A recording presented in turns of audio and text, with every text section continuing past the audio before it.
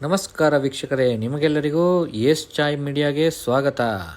ಕರ್ನಾಟಕ ಉಚಿತ ಬಸ್ ಯೋಜನೆಯಲ್ಲಿ ಮಹಿಳೆಯರಿಗೆ ಇನ್ನೊಂದು ಗುಡ್ ನ್ಯೂಸ್ ಸಿಕ್ಕಿದೆ.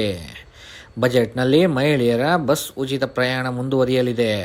ಗೃಹಲಕ್ಷ್ಮಿ ಯೋಜನೆಗೆ ಹೆಚ್ಚುವರಿ ಅನುದಾನ. ಸಾರಿಗೆ ಕ್ಷೇತ್ರದಲ್ಲಿ ದೊಡ್ಡ ಬದಲಾವಣೆಗಳ ಘೋಷಣೆಯಾಗಿದೆ.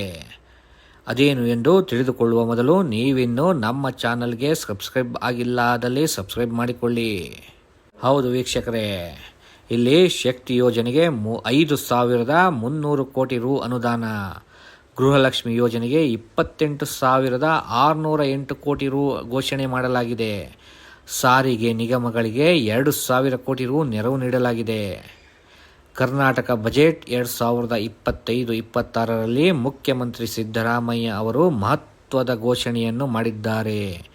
ರಾಜ್ಯದ ಮಹಿಳೆಯರಿಗೆ ಉಚಿತ ಬಸ್ ಪ್ರಯಾಣ ನೀಡುವ ಶಕ್ತಿ ಯೋಜನೆ ಮುಂದುವರಿಯಲಿದ್ದು, ಈ ಬಾರಿ ನಿಮ್ಮನ್ನ ತಡೆದಿರುವವರು ಯಾರು?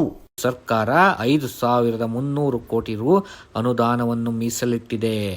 ಈ ಮೂಲಕ ಇನ್ನೂ 1 ವರ್ಷ ಈ ಯೋಜನೆ ಸ್ಥಿರವಾಗಲಿದೆ.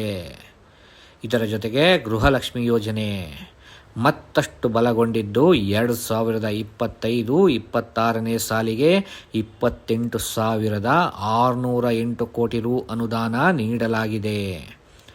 ಅಂಗನವಾಡಿ ಕಾರ್ಯಕರ್ತೆಯರ ಗೌರವಧನ ಹೆಚ್ಚಿಸುವುದರ ಜೊತೆಗೆ ಮಹಿಳಾ ಮತ್ತು ಮಕ್ಕಳ ಕಲ್ಯಾಣಕ್ಕಾಗಿ ಒಟ್ಟಾರೆ 94,084 ಕೋಟಿ ರು ಮೀಸಲಾಗಿರುತ್ತದೆ.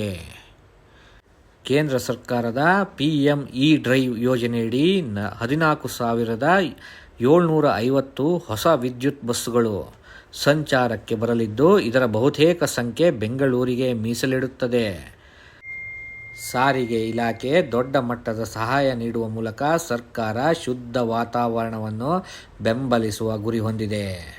ಒಟ್ಟಿನಲ್ಲಿ ಫ್ರೀಯಾಗಿ ಬಸ್ಸಲ್ಲಿ ಪ್ರಯಾಣಿಸುವ ಭಾಗ್ಯವನ್ನು ಮಹಿಳೆಯರು ಮತ್ತೆ ಪಡೆದುಕೊಂಡಂತಾಗಿದೆ.